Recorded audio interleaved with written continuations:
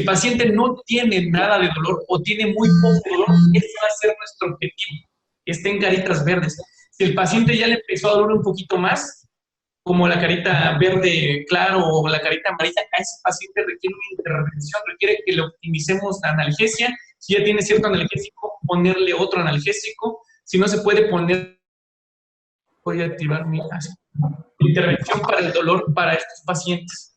Y si eso es lo ideal. Ahora, ¿cuál es la mejor estrategia para evaluar el dolor en los pacientes? Es una escala muy sencilla, el CPOT, que es el Critical Care Pain Observational Tool. Es muy fácil de realizar, tiene una sensibilidad y especificidad aceptables, 60, 86%, 80% de especificidad más o menos, pero es una herramienta que tenemos, uno, es la más usada en todo el mundo, tiene pues buen rendimiento. ¿Cómo se utiliza esto? Aparte que hay mucha traducción a muchos idiomas y a muchos países, más de 2 puntos de la escala que les voy a mostrar es un paciente que está teniendo dolor y que amerita una intervención médica o de otro tipo. Aclaro, las intervenciones para el dolor no necesariamente son médicas, no necesariamente son del doctor, a veces son de personal de enfermería o alguien que tiene mucho impacto en el manejo del dolor en el paciente post-terapia intensiva, son los rehabilitadores, ¿ok? La fisioterapia es una herramienta tremenda para quitar el dolor a largo plazo y dolor de diferentes tipos, ya sea muscular o neuromuscular. ¿Cómo se evalúa esta escala de CPOT? Bien fácil. Primero lo que tenemos que hacer es observar al paciente. Hay veces que vemos monitores, vemos hojas de enfermería y no vemos a los pacientes, ¿ok? Primero, ¿cómo tiene la cara ese paciente? ¿Cuál es su expresión facial? Si el paciente se nota tranquilo, relajado, es que seguramente no tiene dolor. Pero si el paciente se empieza a ver un poco tenso en la expresión facial, a lo mejor ya está presentando dolor. Y si el paciente se ve que ya está completamente con expresión de dolor, con una fase álgica, bueno, ese paciente ya tiene 2 puntos, amerita una intervención rápida. Quién sabe que ese a lo mejor está mordiendo el tubo orotraqueal, a lo mejor tiene la cara toda arrugada por dolor, una fase característica de dolor. Ese paciente requiere rápidamente una intervención. ¿Qué otra parte de la escala tenemos? Una escala de movimientos corporales. Primero es que el paciente esté tranquilo, que no se esté moviendo absolutamente nada. Ese es un paciente que seguramente no tiene dolor. 2, que tenga movimientos como de protección, como que siente que si hace algo le va a doler. Ese paciente seguramente está experimentando dolor, por lo menos a la movilización. Y el paciente que no puede descansar, que está agitado, que se quiere arrancar todo, que se quiere quitar el tubo, es un paciente que seguramente le está doliendo mucho algo, o ya está entrando en una fase de delirio hiperactivo y ese paciente requiere una intervención inmediata. Más de 2 puntos que damos es que ese paciente tiene mucho dolor y tenemos que intervenir. Si tiene la cara un poco tensa y tiene movimientos de protección, ese paciente ya requiere una intervención. Muchas de estas situaciones se arreglan hablando con los pacientes. Si hablamos y le decimos, este señor está aquí en terapia intensiva, tiene un tubo en la boca, tiene un tubo en el tórax, tiene un catéter aquí en el cuello, tiene una sonda donde hace pipí, está acostado, lleva 5 días dormido, lo acabamos de despertar. Con eso a veces el paciente se relaja un poquito más y entiende. Y más si le dicen que tiene a los familiares afuera que lo están esperando y que lo van a venir a ver, también puede llegar a relajar un poquito más a los pacientes. ¿Qué otra cosa evalúa este CPOT? ¿Cómo está el paciente desincrónico con el ventilador mecánico? Si el paciente tolera la ventilación mecánica sin ningún problema, es un paciente que seguramente no tiene dolor. Un ventilador que no está sonando, que no se están activando la alarma, no pasa absolutamente nada. ¿Qué pasa con el paciente que está tosiendo? A lo mejor ya tiene alguna molestia en la garganta, donde está el tubo orotraqueal. Entonces, puede ser que le esté ocasionando dolor. Hay que preguntarle al paciente si le está molestando el tubo que tiene conectado en la garganta. Si el paciente está peleando con el ventilador, seguramente es alguien que está agitado, que está teniendo mucho dolor y que amerita una intervención rápida. Ya son 2 puntos nada más por el hecho de que el paciente está peleando con el ventilador. Y ojo, muy importante, ante un paciente que está peleando con el ventilador, lo peor que le podemos hacer es sedarlo. Sedarlo nada más retrasará y hará un nuevo evento de agitación y de dolor cuando despierte. Lo que hay que hacer es, 1, quitarle el dolor con analgésicos, 2, quitarle la ansiedad con ansiolíticos, y 3, no es sedarlos, es tratamiento de la ansiedad y tratamiento del dolor y hablar con ellos. Básicamente ese es el tratamiento de esta situación, no es sedar, porque lo que pasa regularmente es que el paciente lo ve despierto y lo sedan, y eso nada más prolonga la hospitalización, incrementa los malos resultados, neumonías asociadas al ventilador y nuevos episodios de delirio posteriores. Y después, ¿cuál es el cuarto parámetro que evalúa el SPOT? Es la tensión muscular. Si el paciente está tranquilo y relajado, pues seguramente no tiene dolor. Si el paciente está tenso y rígido, pues seguramente ya está teniendo un poco de dolor. Pero si el paciente está muy tenso, rígido, ese paciente seguramente sí tiene dolor. Ahora imagínense, casi siempre vemos cuando despiertan los pacientes que ni siquiera tienen una analgesia y que están intubados, pues están tensos, rígidos, asincrónicos con el ventilador, con fases de dolor y agitados.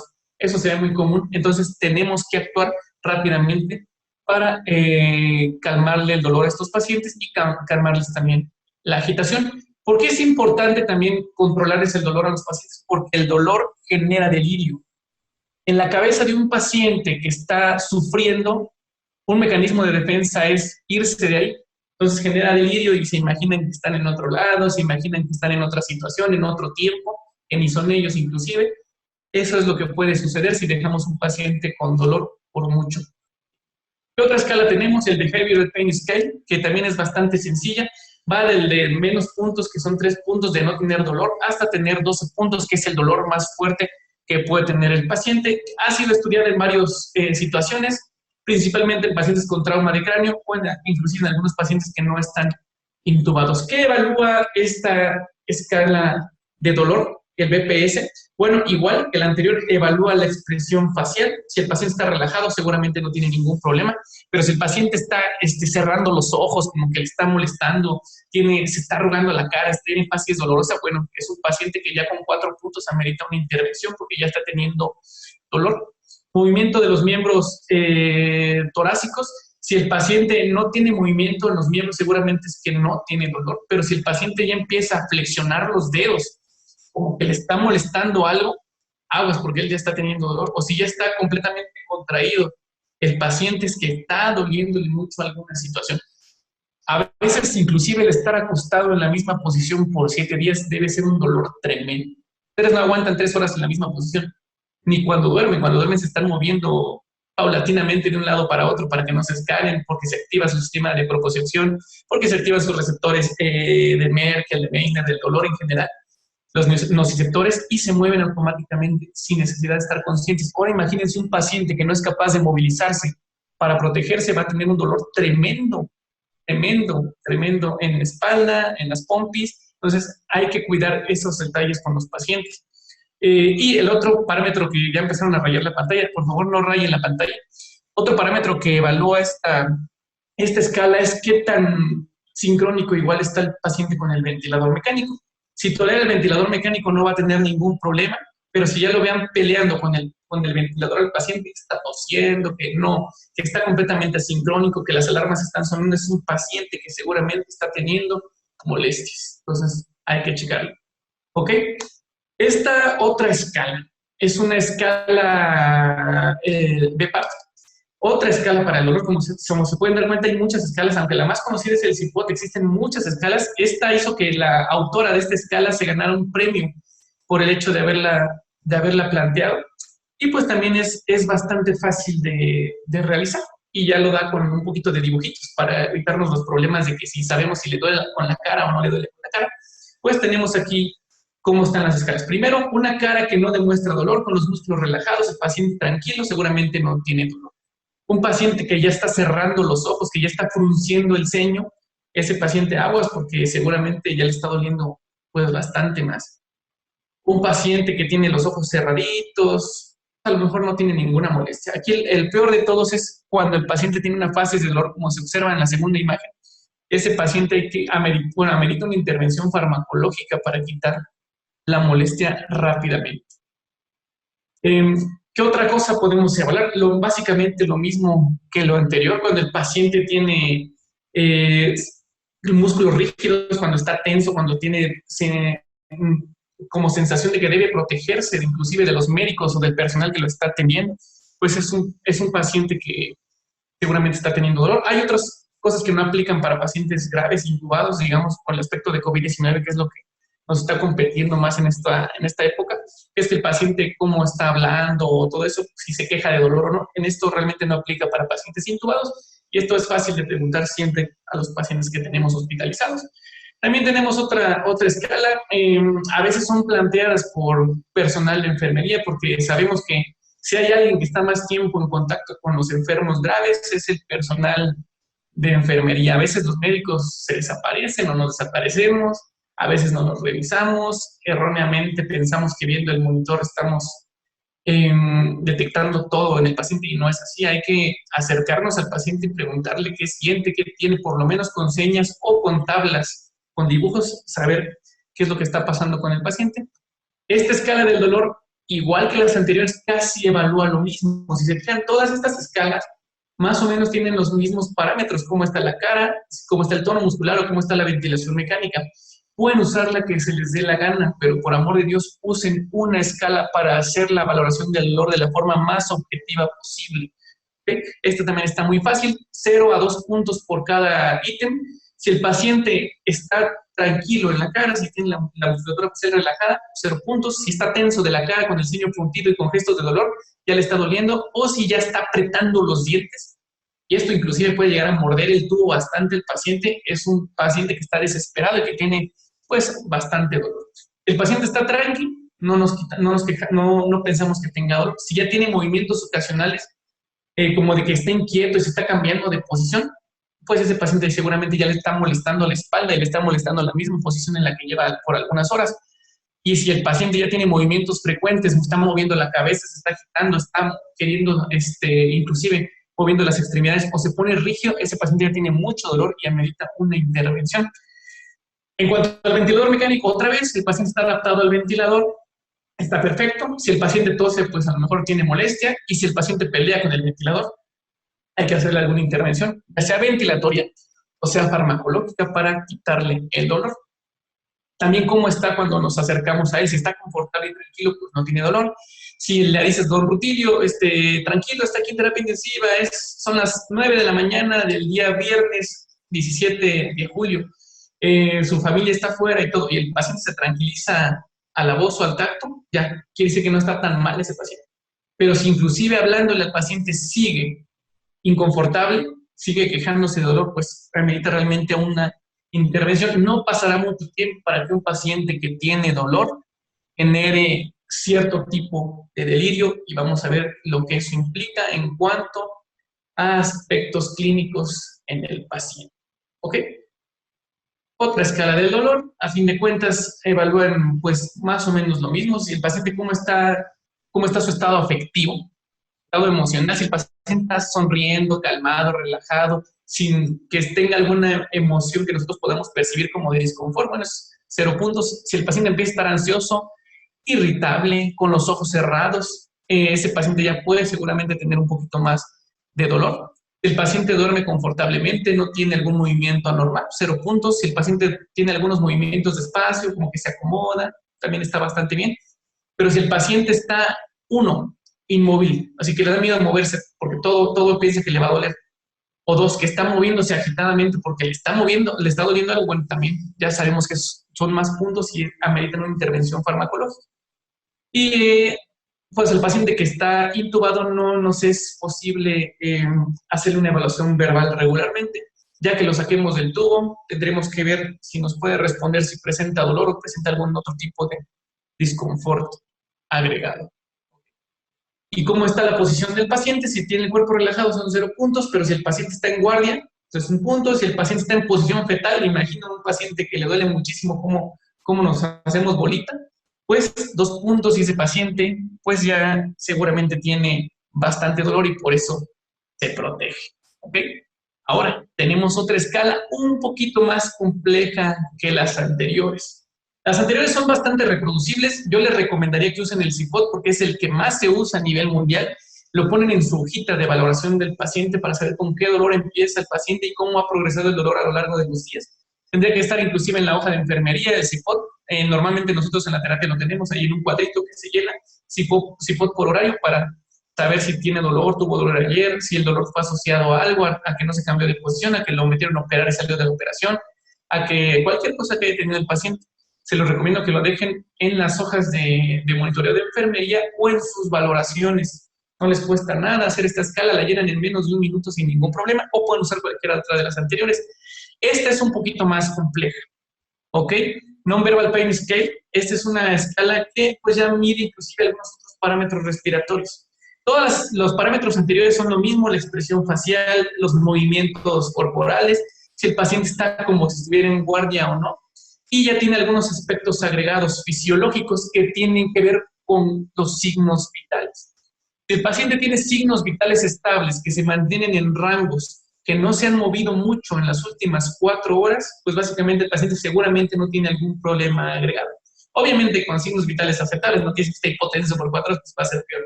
Pero aunque un paciente está, digamos, estable en los signos vitales y se mantienen constantes, seguramente no tiene ningún problema.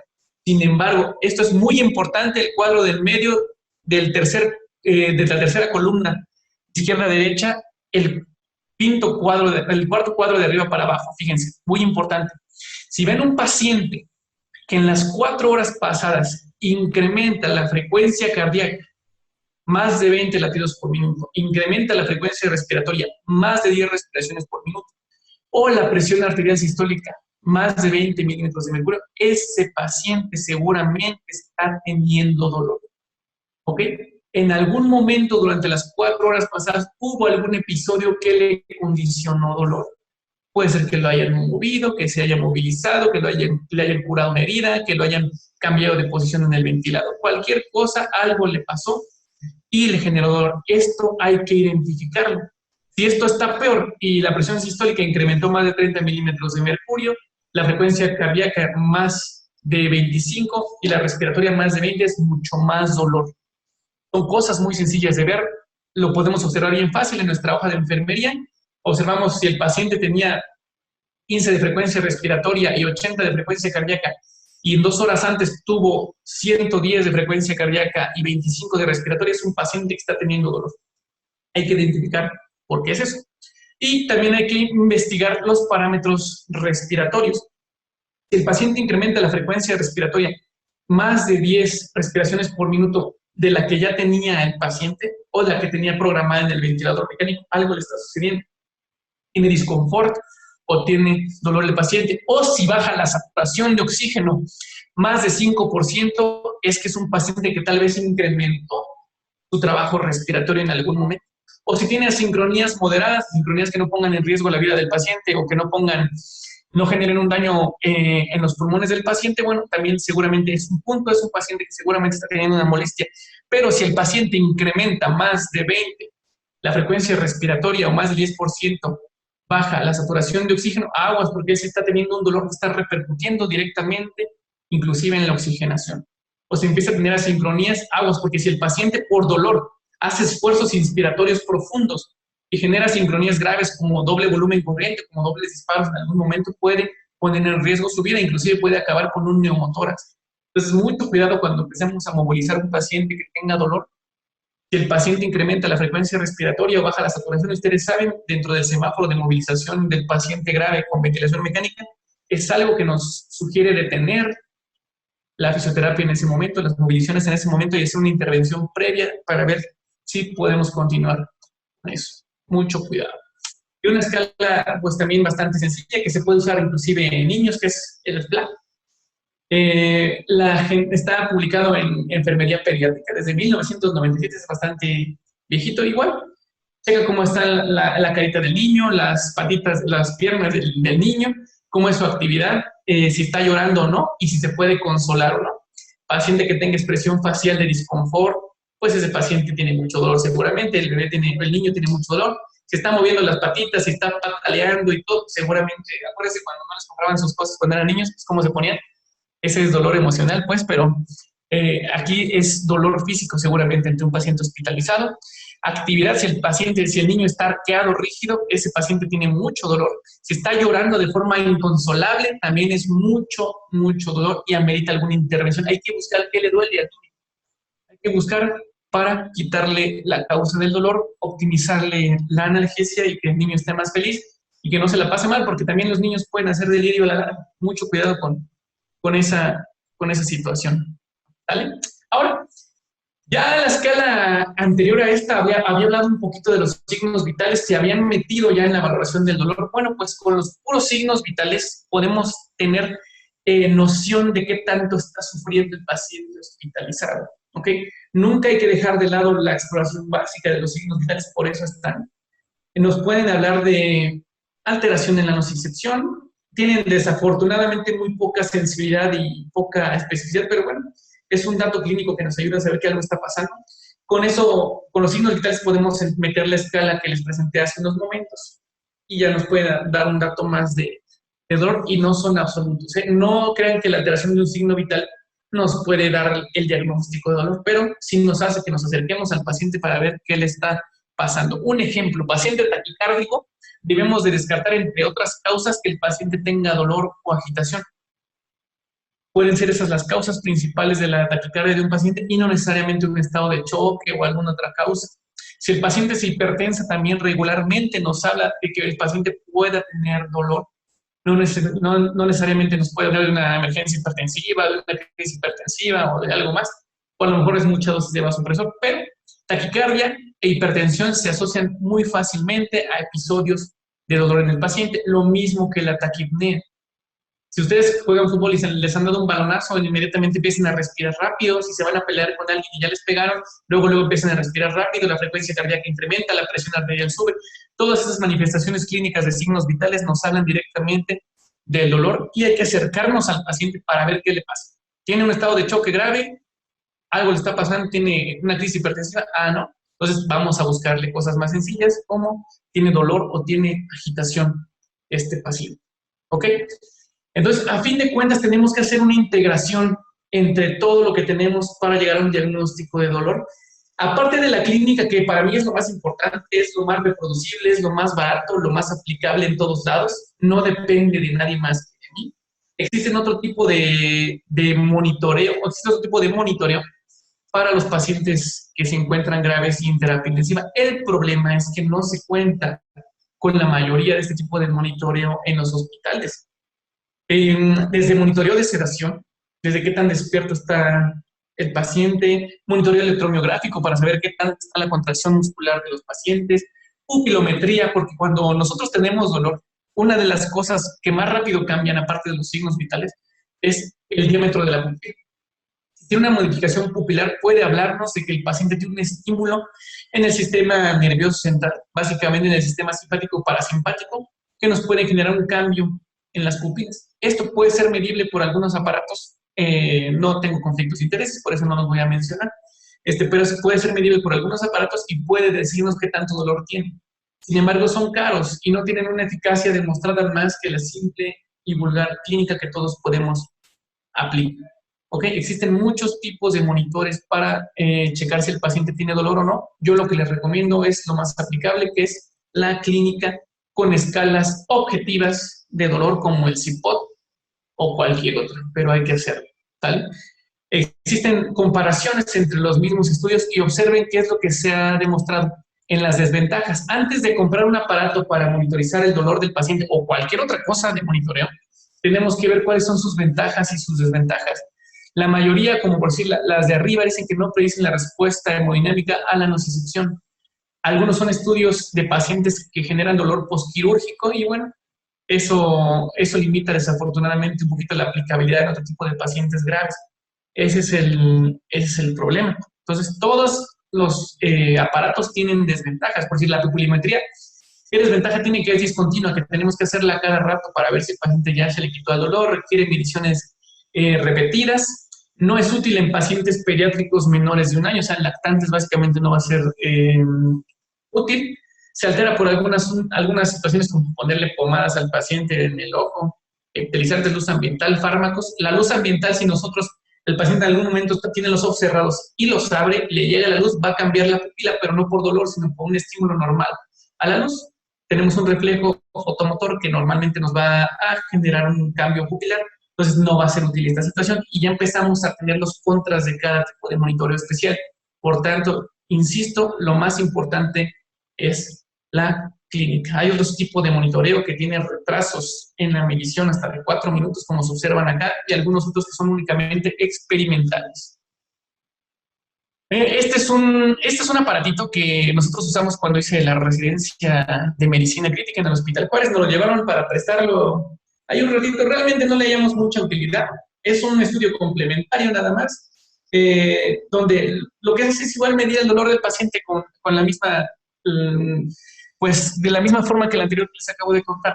Ok, aquí lo que hace un poquito más es objetivizar cuál es la meta para el paciente para que no tenga tanto dolor.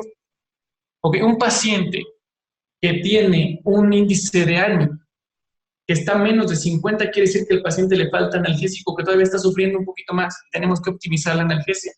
Y si un paciente está mayor de 70, quiere decir que a lo mejor tiene una dosis excesiva de los analgésicos que le estamos poniendo y tal vez la ventaja sería que podríamos inclusive ahorrar un poquito de dosis analgésica. Como todos sabemos, los analgésicos más usados para los pacientes graves y los más recomendados siguen siendo los opioides, los derivados de la morfina. El primero que se empezó a utilizar, bueno, ya en la medicina moderna básicamente es morfina intravenosa, lo que se pasa, infusiones continuas o bolos, con efectos adversos como hipotensión en algunos pacientes y como otro efecto adverso bastante grave, que bueno, bastante molesto más bien, que es dismotilidad intestinal. El paciente empieza a tener disminución de la motilidad intestinal. Entonces, si nosotros damos sobredosis de estos fármacos opioides, vamos a tener muchos efectos adversos. En eso, se nos va a bajar la presión del paciente, se nos va a tener hilo, el paciente no va a poder comer, va a tener vómito, náuseas, etcétera. Entonces, ahorrarlo sí puede generar un beneficio. Y esto se puede checar con este tipo de monitoreo, pero hay que ser un poquito más inteligentes y no necesariamente basarnos en que requerimos un aparato especial, no. ¿Qué hay que hacer en estos casos? Bueno, optimizar la analgesia. ¿Y cómo se hace eso? Ante un paciente que tenga dolor grave, dolor severo, optamos por poder usar un opioide, que puede ser fentanilo, puede ser morfina o sufentanil, el que tengan, pero bajar la dosis y ponerle a su vez otro fármaco, como paracetamol, que puede darse inclusive hasta cada 6 horas. Entonces ya el opioide con el paracetamol genera que la dosis del opioide que se necesite para el paciente sea mucho menor. Si el paciente sigue persistiendo con dolor, damos un tercer fármaco. Puede ser sulfato de magnesio, puede ser inclusive un AINE si vigilamos de cerca la función renal y que no tenga efectos adversos gastrointestinales. El paciente puede ser inclusive un AINE, algún AINE como un COX-2 para limitar los efectos adversos en el paciente. Sulfato de magnesio también ya les comenté, o pueden ser fármacos que actúen directamente para dolor neuropático, que como puede ser la gabapentina. Ya tenemos 5 fármacos diferentes que a dosis menores nos van a generar muy buena analgesia, sin generar que un solo que un solo medicamento a dosis muy alta nos vaya a generar un efecto adverso. Entonces hay que ser más inteligentes y si no tenemos cierto tipo de monitoreo, no hay que decir que no podemos monitorizar al paciente. Es suficiente con nuestra clínica y nuestra inteligencia y hacer una analgesia multimodal para los pacientes. Ahora, en cuanto al manejo del dolor, ¿qué se tienen que llevar? Uno, siempre evaluar a los pacientes, no los dejen de lado, siempre revísenos, pregúntenle si no les duele nada, si el paciente ya está consciente, y si no está completamente consciente, háganle una escala como el CIPOT, vean su cara, vean sus músculos, sus movimientos y su sincronización con el ventilador mecánico, con eso para estar en paz de que no le está doliendo nada, o para saber si le duele algo, para actuar rápido. Hay que ser empáticos con la gente, ¿ok? Imagínense ustedes en este momento que tuvieran un tubo en la boca, que no pudieran hablar, que estuvieran amarrados en una cama, porque estuvieron agitados en algún momento, que si les está doliendo algo o que tienen comezón en algún lado y que nadie los puede rascar porque no se dan a entender, debe ser un infierno. Hay que mentalizarnos, hay que pensar que esta persona puede ser nuestro familiar, nuestra mamá, nuestro papá, nuestro tío, quien sea, para quitarle la molestia que tenga, y no vamos a saber si le debemos que quitar una molestia si ni siquiera identificamos la molestia o el dolor. Entonces hay que hacer escalas de sensación, por favor. En los pacientes, cuando suenan unos signos vitales, acérquense para ver qué está pasando con ese paciente. Si lo están movilizando y el paciente incrementa la frecuencia cardíaca, la frecuencia respiratoria, la presión arterial y baja la saturación, pregúntense por qué es. ¿Es por dolor o es por alguna otra circunstancia respiratoria o cardiológica? Hay que utilizar idealmente más de una escala. Les recomiendo la que usa los signos vitales para que tengamos algo más objetivo en que basarnos y disminuyamos un poquito la posibilidad de equivocarnos, aumentando la sensibilidad y la especificidad de ambas escalas. ¿Okay? Ante un diagnóstico, ante tener una escala anormal, si esta escala me salió más de 2 puntos, tiene dolor el paciente, ya diagnostiqué dolor. ¿Qué hay que hacer? Un acto. Hay que quitarle el dolor a ese paciente, hay que ponerle más analgesia, optimizarlo y generar que se resuelva la causa de ese dolor para que ya no lo vuelva a presentar. ¿Ok? Ahora, monitores especiales para dolor no es igual a que haya mayor beneficio. Hay un dicho actualmente en medicina crítica que se llama menos es más, de la cual el beneficio es que no se requieren aditamentos caros ni poco que los puedan conseguir, que sean difíciles de conseguir como para tener un éxito con un paciente. En la clínica manda muchas veces sobre cualquier otra cosa. Y pues la idea es que el paciente no tenga dolor, como el dolor que sintieron ayer los americanistas, pues al perder la Copa GNP y seguramente van a ganar las Chivas. Afortunadamente ese es el dolor que ojalá que se les quite con el paso de los días. Ahora pasamos al segundo tema importante, que es el delirio. El delirio es extremadamente importante porque el puro hecho de que un paciente nos haga delirio, a mí me gusta más decirle delirio que delirio. Delirio es la forma latina en latín de decir delirio. Alguien hace diferentes connotaciones respecto a los términos. Es lo mismo, o sea, delirio y delirio. El delirio es la entidad patológica o el síndrome que les voy a comentar, pero voy a hacer delirio de forma convencional. El delirio que lo presente un paciente, si les ha tocado ver un paciente que se le va la onda hospitalizado, un paciente que está viendo para arriba, que no les presta atención, ese paciente nada más por el hecho de que ya tuvo delirio se incrementa la mortalidad hasta en un 33%. Entonces, por eso hay que tener mucho cuidado con prevenir el delirio lo más posible y si tiene delirio el paciente, quitárselo rápido, lo más que se pueda con todas las medidas que se requieren. Ahorita vamos a ver cuáles son. Entonces, el delirio es un síndrome. Todo síndrome es un conjunto de signos y síntomas. ¿Cuáles son los síntomas? Los signos que vamos a ver en este paciente. Uno, que tenga un cambio agudo o fluctuación del estado mental. Es súper frecuente ver que un paciente hospitalizado grave en la noche está echando mal, se está moviendo, se está queriendo arrancar todo, movilizando, peleándose con todo el mundo, queriéndose quitar el tubo, los catéteres, etcétera, y toda la mañana y tarde del día siguiente, dormido completamente. Cada que llegan los familiares a verlo, está dormido, y en la noche cuando ya no lo ven, está haciendo todo lo posible por arrancarse, haciendo un desastre. Esto es un dato clínico de delirio. Dos, inatención. El paciente le decimos, ¿sabe qué, don Rutilio? Volté para acá, no los pela. Apriéteme la mano, no los pela. Es inatención. Tres, pensamiento desorganizado, que nada más puede manifestar cuando el paciente está despierto regularmente o cuando ponemos tablitas de evaluación visual en los pacientes. Ahí a lo mejor podemos obtener datos de un pensamiento desorganizado y alteración en el nivel de conciencia. Que el paciente tenga una escala de sedación anormal, como la vamos a ver más adelante, que es la escala de RASS. Si el paciente ya no tiene sedación y tiene un RASS anormal, es un dato clínico de delirio. Para las cosas anteriores, para evaluar el dolor y el delirio, la cosa más importante de todas es quitar la sedación. Un paciente que está sedado no se le puede evaluar el estado mental, por tanto no se le puede evaluar el dolor, por tanto no se le puede evaluar si tiene o no alguna alteración como delirio. Hay que quitar sedación innecesaria en los pacientes que ya no la requieren y muy pocos diagnósticos requieren sedación. En este caso de COVID-19 sí, desafortunadamente muchos pacientes requieren sedación y no por pocos días. Entonces, en el momento que ya haya mejorado su estado ventilatorio, a ese paciente le vamos a quitar la sedación rápido y evaluar cómo está neurológicamente el paciente para evitar secuelas. Acuérdense que lo que queremos ahorita es calidad de vida, no es llevar bultos a la casa porque esos no benefician a nadie, ni a la familia, ni al paciente, ni al país, ni a nadie. ¿Okay? Todos estos cambios obedecen a una disfunción cerebral aguda. No es un paciente que ya tenga un EBC previo, que ya no hablaba desde antes, ese no tiene delirio. Un paciente que tuvo una hemorragia intracraneal previa, un traumatismo encefálico que lo dejó con secuelas y llega a hospitalización y no está atento, no obedece orden, ese no tiene delirio, ese ya tiene un problema neurológico orgánico previo. Esta es una disfunción cerebral aguda causada por inflamación severa y por algunos desencadenantes que vamos a ver más adelante. Actualmente el último manual que nos genera diagnósticos psiquiátricos es el DSM-5. El DSM-5 diagnostica delirio con alteraciones en la atención, cambios en la cognición, que se ha desarrollado rápido, sea de inicio agudo, desde que llegó el paciente a hospitalizarse regularmente o en casa si tuvo una infección, por ejemplo, generó después una alteración neurológica, a lo mejor sí puede ser delirio, y que sea fluctuante, que cambie en la mañana y en la tarde y en la noche está bien despierto el paciente, agitado, se quiere arrancar todo, en la noche está bien dormido, no hace absolutamente nada. Eso es que esté fluctuante y que es una alteración a consecuencia de otra afección que regularmente es sistémica, como una infección, como un evento traumático agudo, como una insuficiencia respiratoria severa, algo así es lo que le está llevando al paciente a tener un déficit cognitivo. Se presenta hasta en el 56% de pacientes hospitalizados, y bien nos va. Porque actualmente, con la inversión de la pirámide poblacional, la mayoría de la gente hospitalizada son adultos mayores.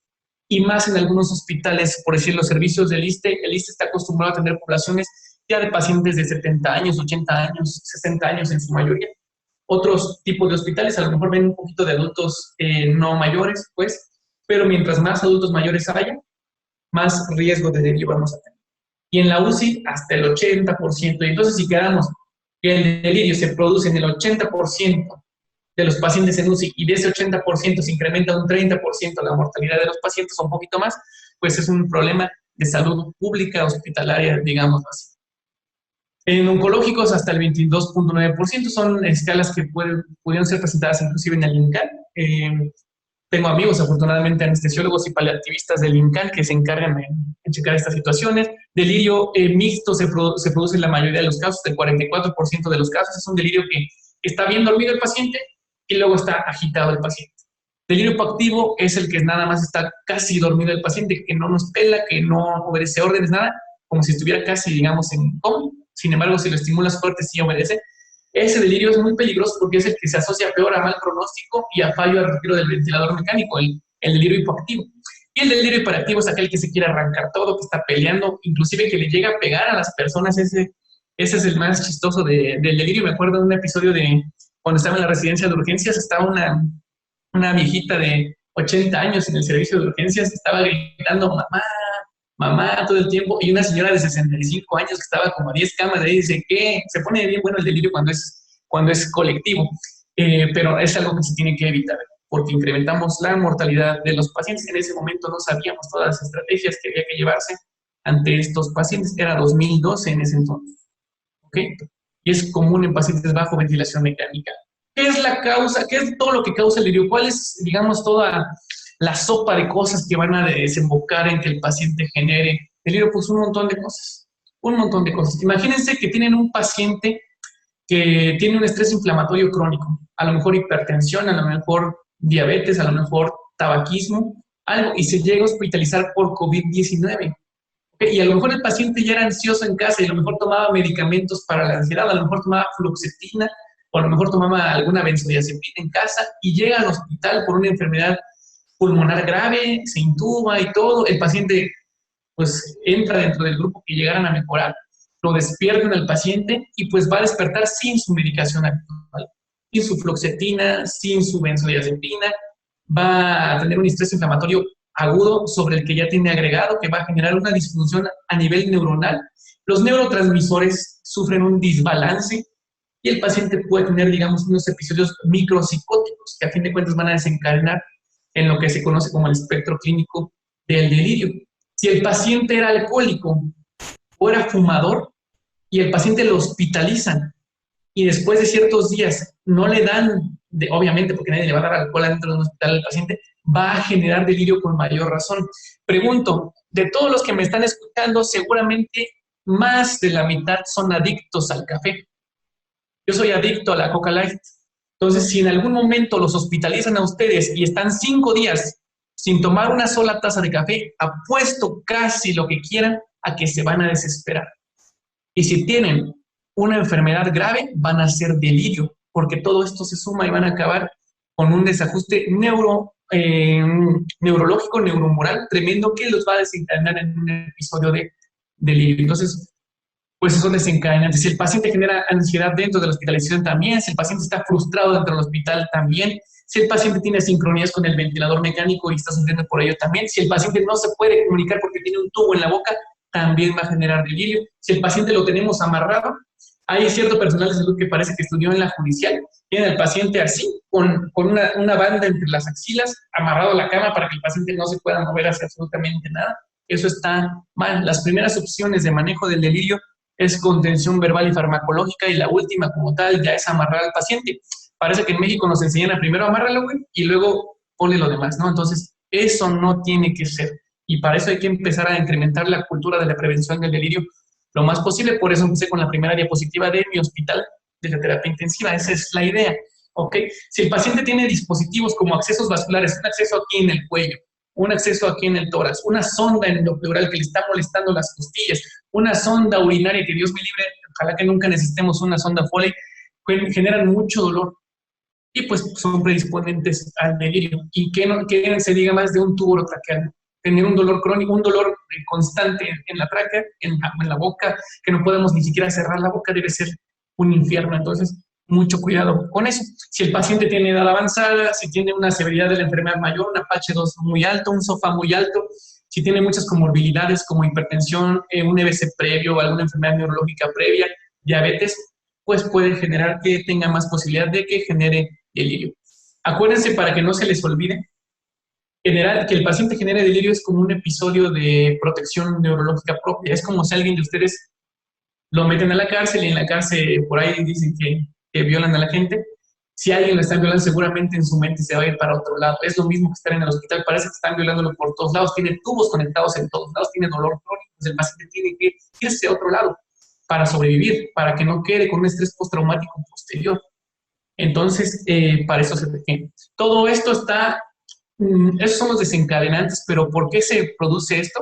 Quedamos alteración de neurotransmisores, una degradación de la barrera hematoencefálica, disfunción endotelial por inflamación de los vasos sanguíneos cerebrales, depresión de acetilcolina, que es un neurotransmisor importante, y alteraciones del flujo sanguíneo cerebral. Un paciente en estado de choque genera que el cerebro no esté bien perfundido y pues obviamente se empieza a inflamar más y nos genera un episodio de delirio. Las etiologías comunes, bueno, enfermedades vasculares, infecciosas, tóxicas, infecciones graves, insuficiencia respiratoria aguda, traumas, etcétera, etcétera. Son súper comunes. Y los precipitantes iatrógenos, que son lo que mucho nos compete a quienes atendemos en cuidados clínicos, son los siguientes: que el paciente esté de alguna cosa, de alguna parte del cuerpo que esté restringido, que lo tengan amarrado. Eso genera delirio en el paciente, aunque que no se pueda mover. Eso genera delirio. Catéteres urinarios son los que más duelen regularmente. Procedimientos múltiples que están pase y pase y pase, quirófano, traqueostomía, sonda endopleural, otra intubación, bla, bla, bla, todo eso. Deprivación del sueño. Para garantizar que el paciente pueda dormir adecuadamente no se necesita mucho dinero. Se necesita un poquito de inteligencia nada más para al paciente ponerle unas gafas oculares para que no le entre la luz. Aunque no esté en una terapia intensiva, si está en urgencias, hospitalización, le pueden poner inclusive un cubreboca doblado que parezca unas gafas oculares, y con eso van a disminuir muchísimo la entrada de luz hacia los ojos y el paciente va a poder dormir mejor. Si el paciente está escuchando las sirenas de la ambulancia, las alarmas, cómo le dan RCP a un paciente que cayó en paro, el chisme, el reggaetón de la noche, de la terapia intensiva, lo que sea, también le va a generar que no pueda dormir y que genere delirio. ¿Cómo se quita eso? Bien fácil. Pónganle unos tapones con algodones al paciente. O que le compren unos tapones de trabajo, los que usan para las fábricas. Eso pónganselo al paciente. Eso es lo que hacemos en mi terapia intensiva. Intervenciones sencillas, pero con mucho impacto. A lo mejor que un paciente pueda dormir bien en terapia intensiva no le va a mejorar la mortalidad. A lo mejor no le va a mejorar la morbilidad, pero por amor de Dios estamos buscando confort en los pacientes, que el paciente se la pase lo mejor posible. De por sí está de la fregada que esté hospitalizado por una enfermedad grave, pues nosotros contribuimos haciéndose la peor todavía la estancia, ¿no? Mucho, mucho cuidado con eso. Dolor intratado, ya quedamos, primero hay que identificarlo para poderlo tratar después. Algunos fármacos como benzodiazepinas, no ceden a la gente con midazolam, por amor de Dios, es el sedante menos recomendado de todos. Usen cualquier otro, usen propofol y dexmedetomidina, pero benzodiazepinas no, por favor. Los opioides se pueden usar, pero los opioides ya después de 7 días empiezan a generar tolerancia y luego abstinencia. Cuando le quitan de golpe el opioide a un paciente, empieza a generar taquicardia, hipotensión, agitación, quiere el opioide, el paciente se acostumbró al opio que le estaban dando. Entonces es como cualquier droga, como el tabaco, como el alcohol, la va a querer y se va a agitar ese paciente. No se deben suspender de golpe los opioides. Si llevan más de 7 días, se tienen que reducir al tercio de la dosis que tenían y se la van quitando poco a poco conforme pasan los días. Nunca se los quiten de golpe.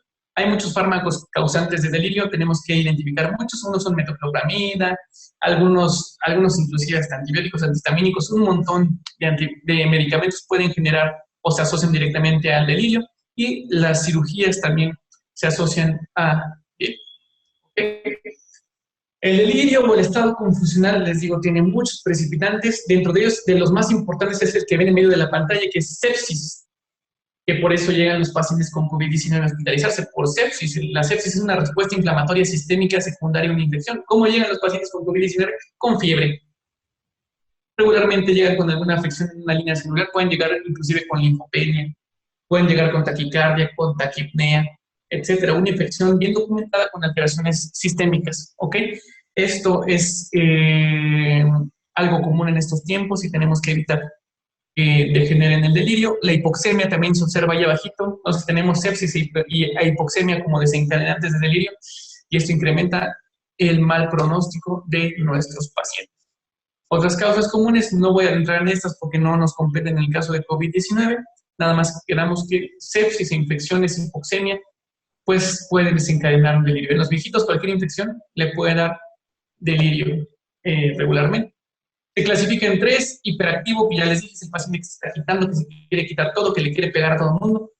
El hipoactivo es el paciente que está bien dormido todo el tiempo y que no obedece nada, ni responde, ni nada. Y el mixto, que es el que está fluctuando entre estos dos estados a lo largo del día. En la noche regularmente está hiperactivo y en todo el día está hipoactivo.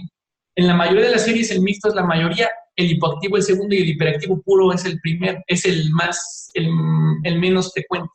¿Ok? ¿Cuál es la importancia clínica de esta? Que el paciente que tiene delirio hipoactivo, como les dije hace rato, es el peor de todos, es el que asocia mayor mortalidad y el que se asocia a peor pronóstico. Y obviamente el paciente que más trabajo nos va a costar de retirar del ventilador mecánico por la simple característica de que él no responde. Uno, no responde, no nos va a cooperar para hacer las maniobras de retiro del ventilador mecánico. Dos, cuando lo quitemos del ventilador no va a responder para comer. No, cuando le demos la comida no se la va a comer el paciente, nos va a generar más riesgo nutricional, etcétera, un sinfín de cosas. No nos va a ayudar para una adecuada movilización un paciente que tiene delirio hipoactivo. No se va a mover, va a acabar con movilizaciones pasivas. Ustedes saben que son menos efectivas que las movilizaciones activas. Son expertos en esa situación. Entonces, por muchas causas, el delirio hipoactivo es lo peor, es el peor delirio que le puede pasar a un paciente y desafortunadamente es el que le da a poblaciones más vulnerables, como son los adultos mayores. ¿Okay? Mucho énfasis en tratar rápido esto. Y ahora, una cosa, por favor, si se encuentran con esta situación, háganselo saber al médico, fíjense. Paciente que está hipoactivo, que no se mueve, que tiene delirio hipoactivo, ustedes ya lo evaluaron. Le evaluaron que el paciente está con estadio de conciencia fluctuante, que no tiene una escala de RAS normal, que se los voy a enseñar ahorita, que el paciente está inatento, con eso ya diagnostican delirio rápido. Le dicen al médico, ¿sabes qué? Por favor, este paciente tiene delirio, hay que darle tratamiento farmacológico y no farmacológico. Hay veces que el médico dice, no le voy a pasar medicamento porque el paciente está dormido, se va a quedar más dormido si le paso otro medicamento. No, ese es un error. El paciente con delirio, independientemente de su tipo, si es hipoactivo o hiperactivo, se le tiene que dar tratamiento farmacológico, ya sea con haloperidol o con olanzapina o con alguno de los nuevos, cualquier otro, pero se le tiene que dar tratamiento. No porque esté dormido el paciente no quiere decir, bueno, o sea, en caso de delirio hipoactivo no quiere decir que no tiene inflamación cerebral. La inflamación cerebral no la estamos viendo, el paciente está prendido por dentro con alteración de neurotransmisores, de la microglia, de la vasculatura cerebral, etcétera. Hay que darle medicamentos antipsicóticos para disminuir la inflamación cerebral y que el paciente despierte y despierte adecuadamente. ¿Okay? Que no se vayan con la idea de que porque el paciente tiene delirio hipoactivo no se le dan medicamentos. Eso es un error garrafal y que es un mito que está corrido en todos los hospitales del mundo. Ahora sí, ¿cómo diagnosticamos el delirio en los pacientes de forma práctica? Primero evaluamos la escala de RAS, que es una escala de sedación, que es la tercera parte que compete esta plática.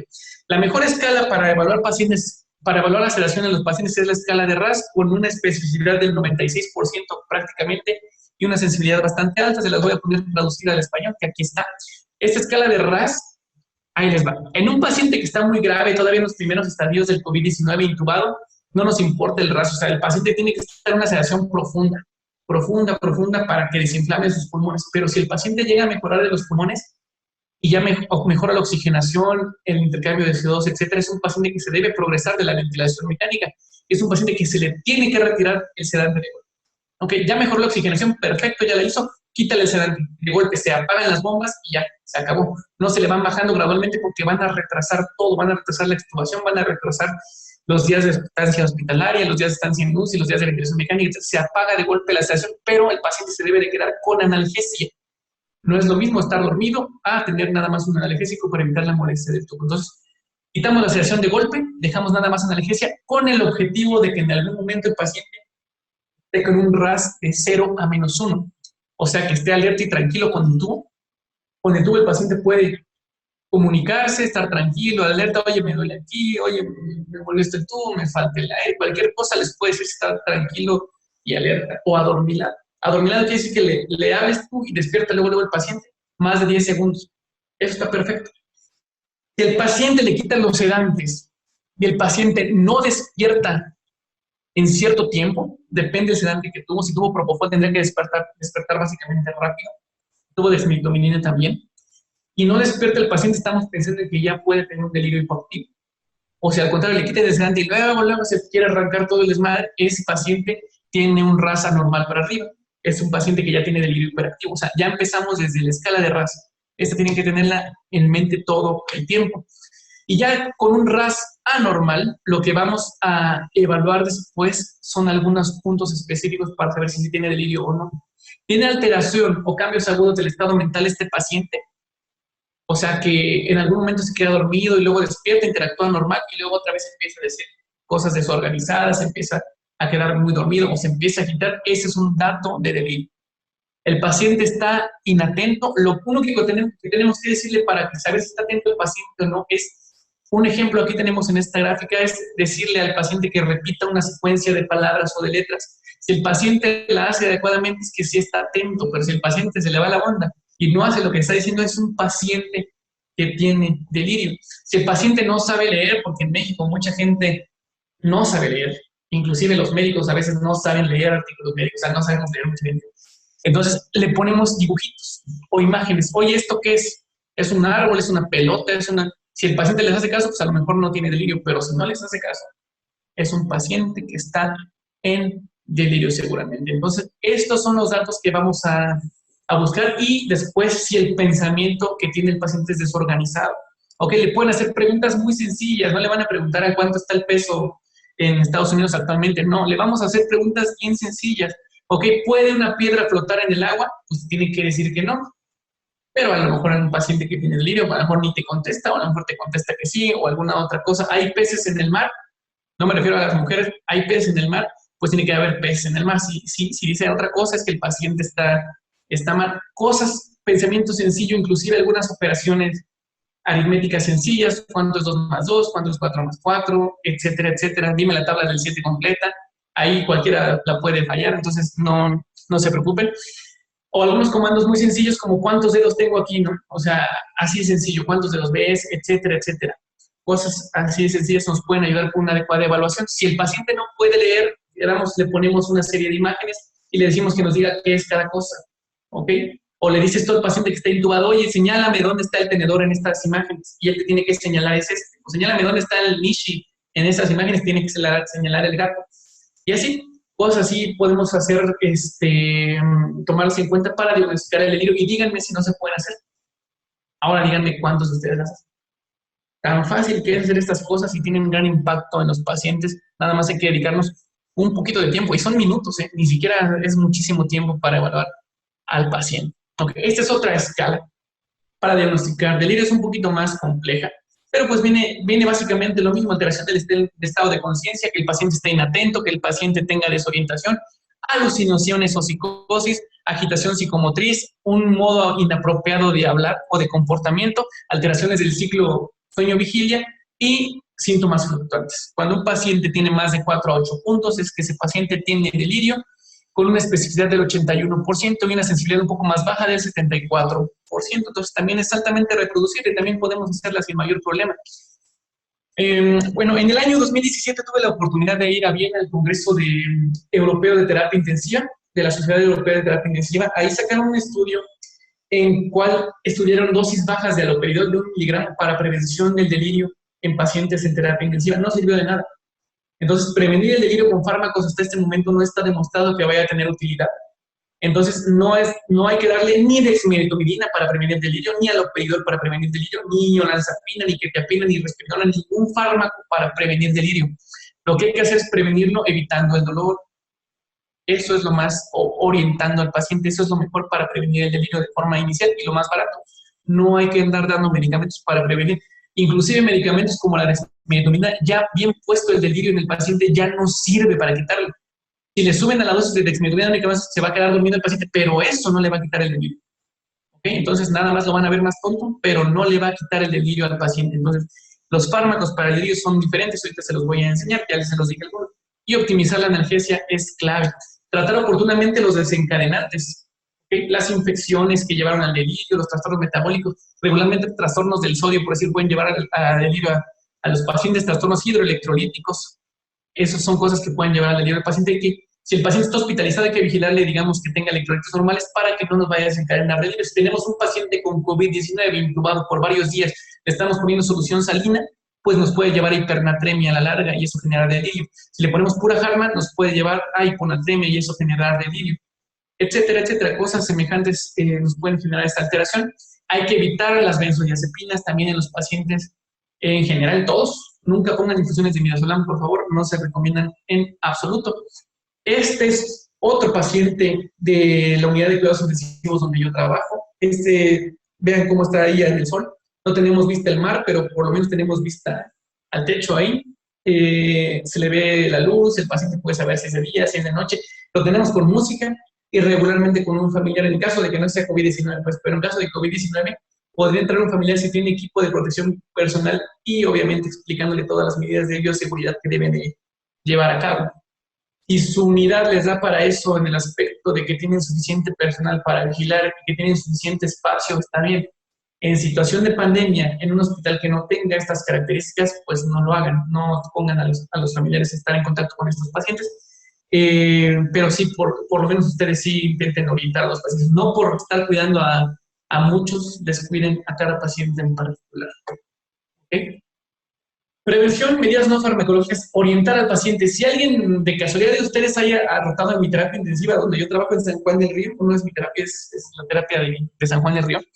Si alguien de los pasantes de fisioterapia ha rotado conmigo, se darán cuenta que cuando despierta un paciente, yo siempre les digo, oye, ¿sabes dónde estás? Bueno, estás en la terapia intensiva del Hospital General de San Juan del Río. Hoy es día viernes, son las 3 de la tarde, 17 de julio, tus familiares están afuera, te pasó esto, estuviste conectado a un ventilador, tienes un tubo en la garganta, tienes una sonda para hacer pipí, te queremos quitar ese tubo en cuanto se pueda, te vamos a estar haciendo pruebas todos los días y en el momento que los pases te vamos a quitar, te vamos a poner música, te vamos a estar moviendo, vamos a estar al pendiente para cualquier cosa. Eso genera mucho beneficio. Nada más, imagínense que ustedes son los hospitalizados. Díganles lo que ustedes quisieran escuchar, lo que ustedes quisieran saber.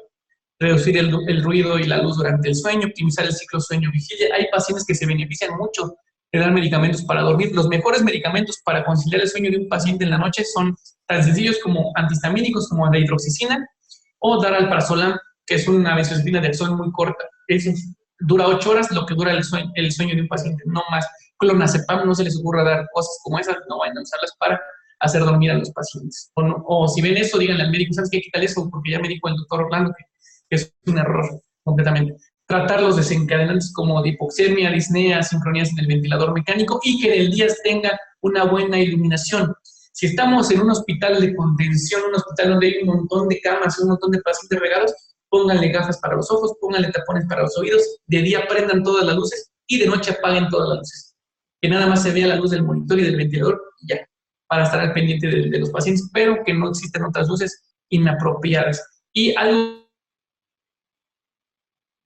muy importante aquí, dice aquí abajo a la derecha, dice movilización temprana. Desde aquí sabemos que la movilización temprana tiene muchos beneficios en los pacientes. El último estudio que salió es benéfico para los pacientes darles movilización temprana. Menos días de hospitalización y de ventilación mecánica pueden ser si se le da una movilización temprana a estos pacientes. Afortunadamente en México ya existe un movimiento tremendo de fisioterapia empezó mi amigo carnal Miguel Ángel Martínez Camacho, y actualmente hay muchos, muchos que lo están siguiendo sus pasos, inclusive ya haciendo publicaciones al respecto de movilización temprana y cuidados intensivos. Es un orgullo también para mí decir que el Hospital de San Juan del Río es de los pocos hospitales, sobre todo públicos, que cuentan con fisioterapeuta todos los días. Todos los días. Es el único hospital que yo conocía con básicamente un fisioterapeuta para la terapia intensiva. Actualmente ya conozco otros dos, que es el Hospital General de México, donde está Miguel Ángel Martínez Camacho, y ya el Ángeles de Pedregal, por eso ya también tiene un fisioterapeuta, que también es mi amigo, ya encargado de los pacientes de terapia intensiva, y cada vez empiezan a meter en más hospitales. Y si no tienen un fisioterapeuta escrito a la terapia intensiva, por lo menos se meten ciertos turnos o a ver a ciertos pacientes. Eso es muy benéfico. Por favor, a mí, si un día me hospitalizan grave, muévanme o mándenme a alguien a que me mueva, por favor. Yo sé de los beneficios de esto. Yo no me imagino mi terapia intensiva sin movilización temprana ni sin fisioterapeuta. Eso se los juro. Tratamientos, hay muchos estudios que comparan algunos medicamentos como dexmedetomidina, lorazepam, quetiapina, todos con placebo, haloperidol, paracetamol, bla, bla, bla, bla. ¿Cuál es el tratamiento farmacológico? ¿Okay? El del medio es el más usado y sí se asocia a una mejoría en mortalidad, ahora una mejoría en supervivencia de los pacientes, que es el haloperidol. El haloperidol se puede dar, si el paciente es un adulto mayor hay que evitarlo, pero si no tenemos otra cosa, pues ni modo, nada más hay que usarlo con precaución, vigilando que no cause arritmias. Y en un viejito pueden usarle bolos inclusive de 1 miligramo intravenoso, o sea, bolitos bien bajitos de haloperidol. Pueden hacerse bolos más grandes, hasta 2.5 miligramos, 5 miligramos, 10 miligramos, 20 miligramos por evento de agitación. La idea es no llevar a más de 20 miligramos al día, pero está documentado hasta 100 miligramos como dosis máxima de haloperidol. Otro se puede usar como la quetiapina, que son antipsicóticos más nuevos, 50 miligramos de oral cada 12 horas, e incrementándolo hasta llegar a un máximo de 200 miligramos si se le quita el episodio de agitación al paciente o de delirio. Otro de ellos es olanzapina, 10 miligramos o 5 miligramos intramuscular o vía oral para los pacientes. Y la dexmedetomidina, pues esa puede usarse para prevenir el delirio, esa sí, para prevenirlo, pero para tratamiento del delirio ya no sirve. Ya cuando el paciente hizo delirio ya se la pueden quitar inclusive, ¿ok? Sirve como prevención del delirio porque la dexmedetomidina, entre sus otros efectos que no son regularmente un sedante que te disminuye el estado de conciencia, es que genera también analgesia, entonces por eso previene el delirio. Entonces podemos usar dexmedetomidina para sedación consciente de los pacientes graves. Si ya nos hacen delirio, podemos usar haloperidol, quetiapina u olanzapina. Ya la dexmedetomidina, cuando está el delirio muy impuesto, ya no sirve básicamente de nada. Y este artículo lo acabamos de sacar hace unos días en la revista de Psiquiatría Aplicada. Fíjense, si se dan cuenta, no somos nada más intensivistas. El primer autor es un psiquiatra y por ahí el séptimo autor es un fisioterapeuta, Miguel Ángel Martínez Camacho, en el cual pues hicimos una revisión de estrés postraumático después de la guerra contra la muerte en la UCI, porque pues salir de la UCI es una guerra realmente, o sea, el paciente pasa por muchas cosas y puede quedar con un estrés postraumático semejante al de los soldados que sobreviven a una guerra, y muchos sobreviven mutilados o con alguna disfunción. En este artículo los invitamos pues a que lo revisen. Pues damos algunas estrategias diagnósticas para estrés postraumático post-UCI. No nos compete a nosotros, a mí como intensivista no me compete hacer el diagnóstico. Esa es una escalita muy sencilla de 6 ítems para diagnosticar si el paciente tiene trastorno por estrés postraumático post-UCI, que va desde que el paciente tiene problemas para concentrarse hasta que el paciente esté pensando en el episodio traumático todo el tiempo sin poder controlarlo y todo el tiempo está en guardia, digamos, en que está como que algo le va a pasar, algo mal, ¿no? Pero lo importante de esto y lo que compete a esta plática es lo que sigue. Que el paciente vea en las acciones preventivas en el número 2, dice rehabilitación temprana. ¿Ok? Si al paciente le damos movilización temprana, como vimos en las 2 diapositivas pasadas también, podemos disminuir estos eventos de estrés postraumático post-UCI. Entonces tienen mucho que ver su participación con los pacientes graves. ¿Ok? Y vean en el estadio 4, dice manejo, en el color verde. Ahí dice hasta abajo, dice referir al paciente a rehabilitación o terapia física si es aplicable. Si es un paciente que regularmente sale de la UCI, casi el 100% de pacientes que estuvieron más de 48 horas en UCI requiere cierto tipo de rehabilitación, ya sea física o pulmonar, pero algún tipo de rehabilitación va a necesitar nuestro paciente. Entonces, su labor es muy importante. Yo no concibo una UCI actualmente, yo no trabajaría en una UCI sin una fisioterapia, me frustraría muchísimo. Entonces, si ustedes trabajan en un hospital, luchen porque los incluyan en el manejo de los pacientes graves, sobre todo a quienes les guste esto. El movimiento está creciendo y seguramente en 5 años va a ser enorme la fisioterapia en cuidados críticos en México. Los invito a que investiguen más sobre el asunto y pues a seguirnos a fin de cuentas. Eso es todo de mi participación. Les agradezco la invitación al INSABI, a los fisioterapeutas que están de proactivos haciendo muchas cosas porque todo esto crezca, es porque les importan los pacientes. A quien se pelea inclusive por buscar plazas de este tipo, pues ojalá y les deseo toda la suerte del mundo y los estamos para apoyarlos en cualquier cosa que se lleguen a requerir. Están mis contactos ahí en Facebook, Twitter, Instagram, no nada más mío, sino del grupo donde nosotros trabajamos, que es Ventilación Mecánica Avento, en donde incluimos a los fisioterapeutas. Tenemos 3 fisioterapeutas en el grupo, porque la medicina actualmente es integrativa y no, en vez de separar, es la UCI, es la urgencia, es fisioterapia, no. Todo se tiene que envolver, absolutamente, todo con el objetivo de sacar un paciente adelante. Eso es todo de mi parte. Muchas gracias, doctor. Le voy a pasar unas preguntas. Nos pregunta Arely Mendoza, ¿qué factores serían contraindicación para fisioterapia? Hablando de movilizaciones, dolor y qué más. Bueno, ahí le va. Existe un semáforo actualmente para ver si un paciente es seguro movilizarlo o no. Dentro de este semáforo, toma en cuenta signos vitales como frecuencia cardíaca, frecuencia respiratoria, saturación de oxígeno, niveles de PIP del ventilador mecánico, nivel de fluidos del ventilador mecánico, si el paciente tiene hipertensión intracraneal o no, si el paciente genera arritmias. Hay muchos parámetros que se tienen que vigilar, no es así nada más. Te invito a que consultes el semáforo de seguridad a la movilización temprana. Aparte de que este tipo de semáforos tendría que estar pegado regularmente en cada cama para saber si es un paciente seguro de movilizar o no, por lo menos para estarnos acordando, porque ha pasado, sobre todo, digamos, en pacientes con COVID que generan muchas arritmias, que al movilizar a estos pacientes empiezan y se arrancan con una arritmia y es una contraindicación para mover. Entonces, eso es muy importante al respecto. El dolor es una contraindicación relativa porque si al paciente le duele algo, mejor le ponemos un analgésico, en unos minutos se le quita el dolor y lo seguimos movilizando. No dejen de movilizar al paciente por dolor, mejor que se resuelvan y después inician la movilización. Ok, pregunta Ronnie de la Rosa, ¿qué pasaría si un medicamento altera los signos vitales y altera los resultados de las escalas? Muy buena pregunta. Casi todos los medicamentos que se usan en pacientes graves, como los sedantes, los analgésicos, generan alteraciones de las constantes vitales. La mayoría, por decir, de opioides o de propofol, eso generan frecuencia cardíaca baja y presión arterial baja.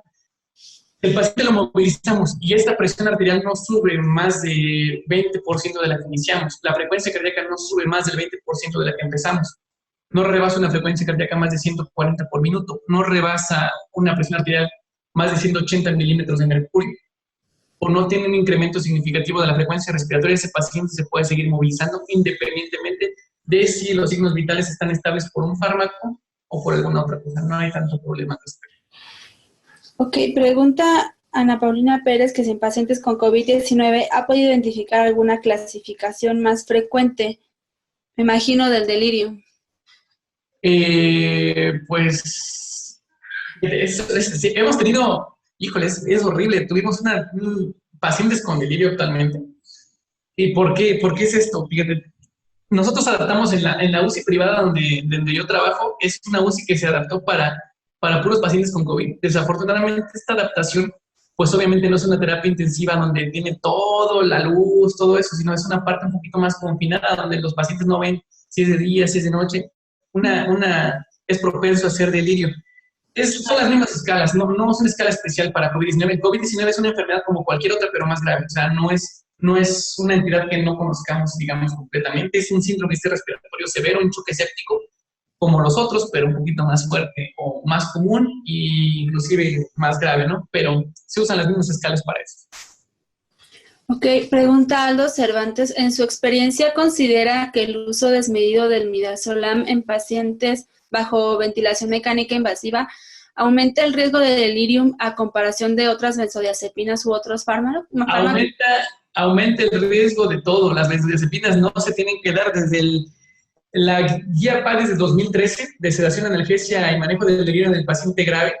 No está recomendado iniciar infusiones de benzodiazepinas. Por amor de Dios, que nadie use midazolam. Si ven a un médico que está indicado de infusión de midazolam, por gusto, o sea, no porque no sea lo único que tenga, sino por gusto, búrlense de él, acábenselo, señálenlo, háganlo sentir mal, porque eso no se tiene que hacer. Eso incrementa la mortalidad de la gente, incrementa los días de terapia intensiva, incrementa los días de ventilación mecánica, incrementa la incidencia de neumonía asociada del ventilador, incrementa los costos hospitalarios, los costos para la familia, incrementa todo lo malo que se puedan imaginar, la incidencia de delirio, etcétera, la de debilidad del paciente crítico tan solo. O sea, esas son cosas súper importantes. Sobre todo en la UTI.